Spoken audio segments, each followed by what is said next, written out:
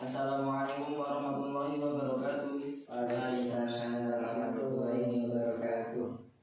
Bagaimana anak kabarnya? Alhamdulillah sehat. Alhamdulillah.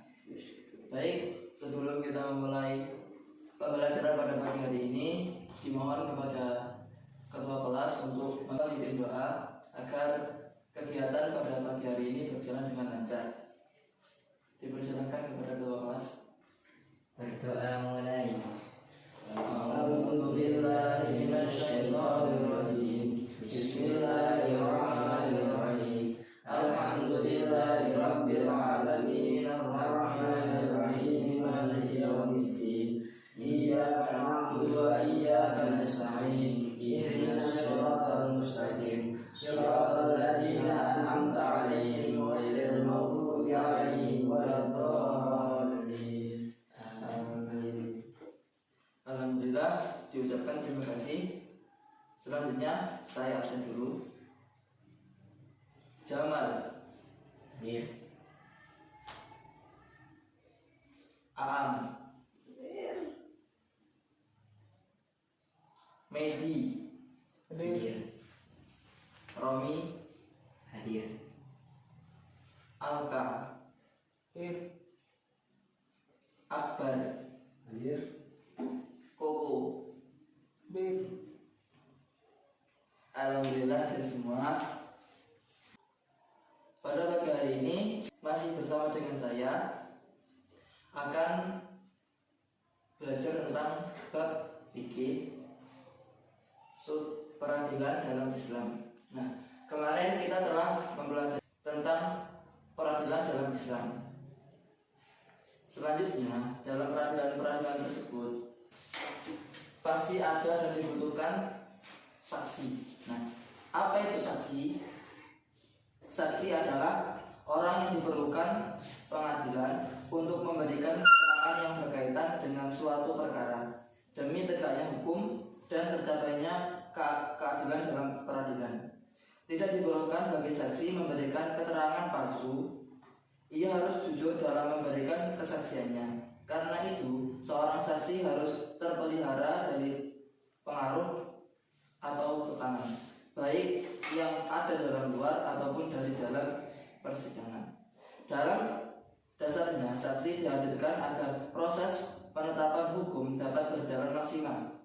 Saksi diharapkan dapat memberikan kesaksian yang sebenarnya, sehingga para hakim dapat mengadili terdakwa sesuai dengan bukti-bukti yang ada, termasuk keterangan dari saksi. Sampai titik ini kita bisa memahami bahwa saksi juga merupakan salah satu alat bukti di samping bukti-bukti yang lain. Nah, itu tadi adalah pengertian dari saksi. Nah, setelah kita mengetahui pengertiannya, terus saksi ini mempunyai syarat-syarat yang harus dipenuhi agar seseorang ini dapat dijadikan saksi. Yang pertama adalah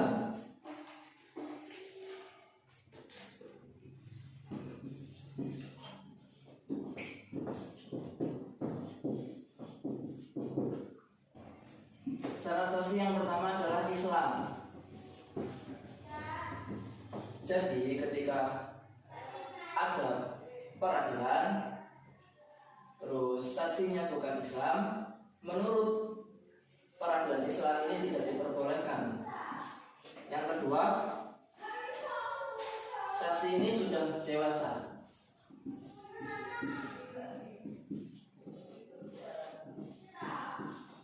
Jadi saksi dalam peradilan ini adalah orang yang sudah dewasa, yakni dapat membedakan mana yang baik dan mana yang buruk. Dan syarat yang ketiga adalah berakal sehat.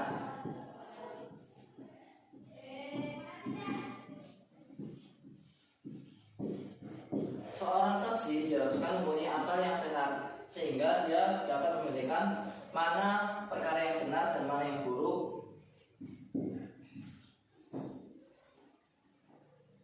Yang keempat adalah seorang saksi ini harus orang yang merdeka.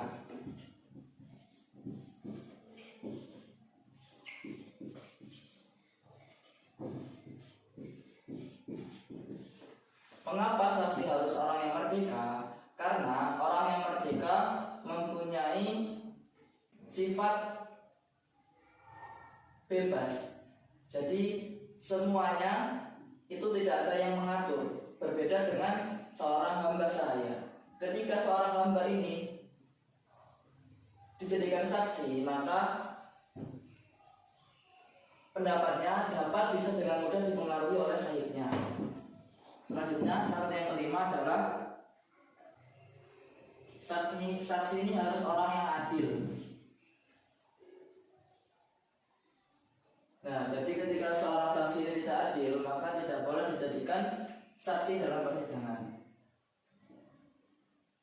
Selanjutnya, untuk dapat dikatakan sebagai orang yang adil, maka harus mempunyai syarat-syarat berikut.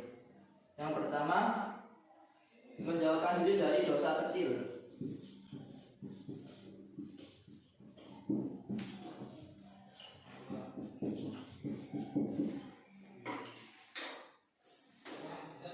Yang kedua, menjauhkan diri dari dosa besar.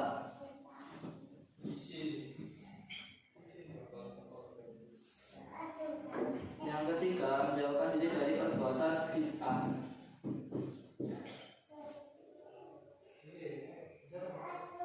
Yang keempat,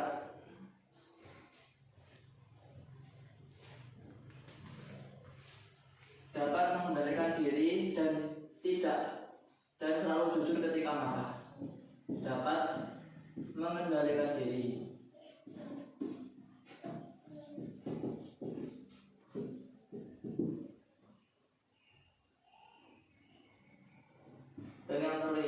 Dan yang kelima adalah berakhlak mulia.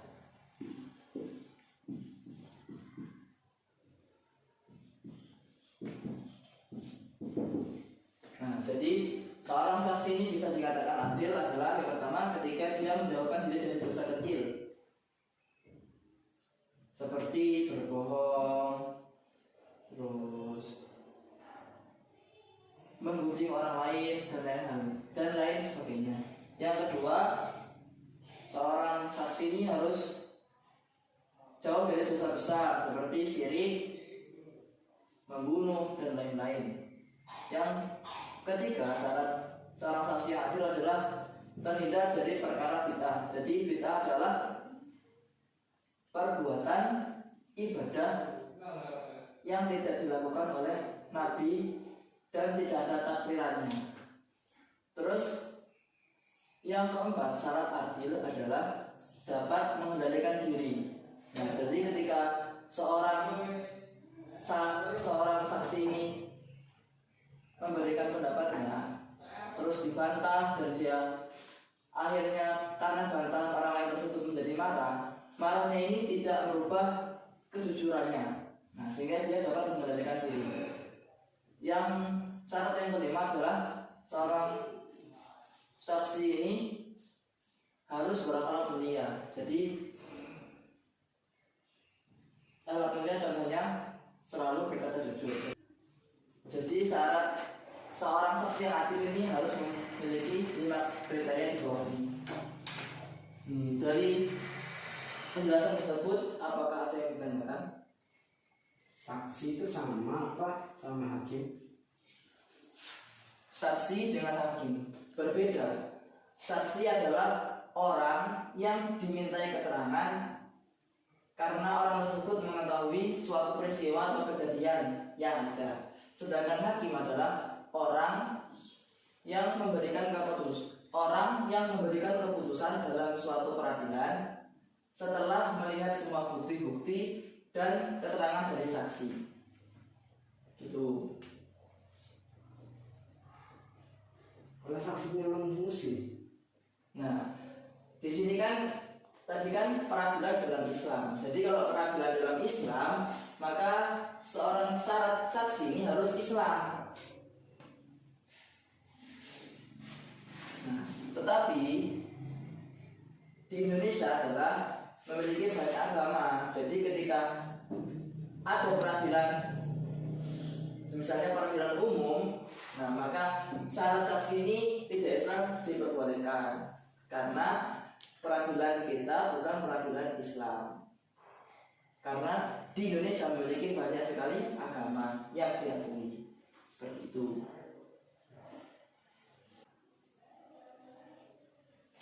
Nah, setelah kita mengetahui pengertian saksi dan syarat saksi, selanjutnya saksi ini bisa ditolak dengan beberapa alasan. Penolakan saksi itu bisa terjadi ketika ada beberapa hal yang ada dalam diri saksi.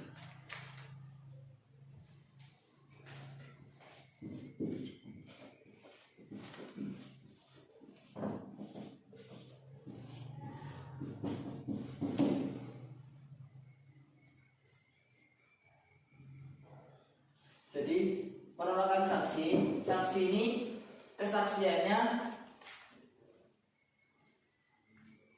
bisa ditolak karena beberapa alasan. Pertama, saksinya ini tidak adil.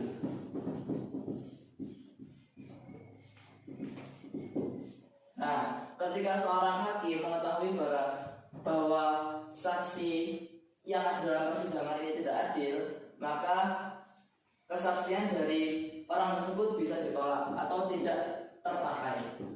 Yang kedua, saksi adalah seorang musuh dari terdakwa.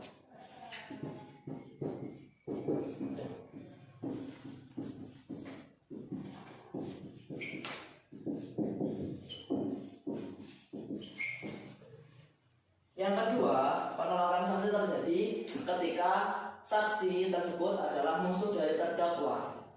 Nah, mengapa demikian? Nah, ketika seorang saksi ini memberikan pendapatnya tentang musuhnya yang menjadi terdakwa, maka dia bisa dengan mudah berbicara buruk, tidak sesuai dengan keadaan aslinya, agar supaya musuhnya tersebut ini mendapatkan hukuman yang lebih besar. Nah, yang ketiga adalah seorang saksi ini adalah ayah dari terdakwa.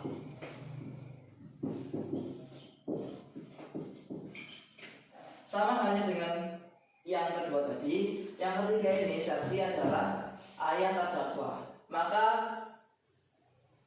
kesaksian dari orang ini bisa ditolak. Mengapa? Karena ketika seorang ayah ini memberikan pendapatnya tentang terdakwa dan terdakwa ini adalah anaknya, maka bisa dengan mudah ayahnya ini berkata bohong dan memberikan pendapat yang baik-baik kepada anaknya agar hukuman anaknya ini bisa lebih ringan atau bahkan anaknya bisa tidak dikenai hukuman.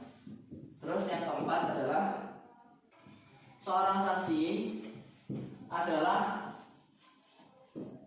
anak terdakwa. Nah, sama halnya dengan poin yang ketiga. Yang keempat adalah saksi ini merupakan anak dari terdakwa. Jadi terjadi penolakan dalam pendapat saksi ketika saksinya adalah anak dari terdakwa. Karena sama dengan yang ketiga, seorang saksi ini bisa berkata bohong agar mendapat keringanan dalam peradilan. Yang kelima, saksi ini menumpang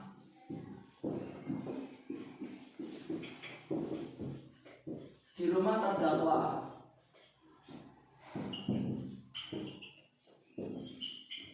Nah, ketika saksi ini menumpang di rumah terdakwa, maka bisa terjadi penolakan pendapat saksi. Mengapa? Karena sudah pasti pendapat dari seorang saksi ini tidak akan real, tidak akan jujur, karena bisa dengan mudah dia berbohong agar seorang terdakwa ini diberikan keringanan atau bahkan tidak diberikan hukuman, agar dia masih bisa menumpang di rumah terdakwa.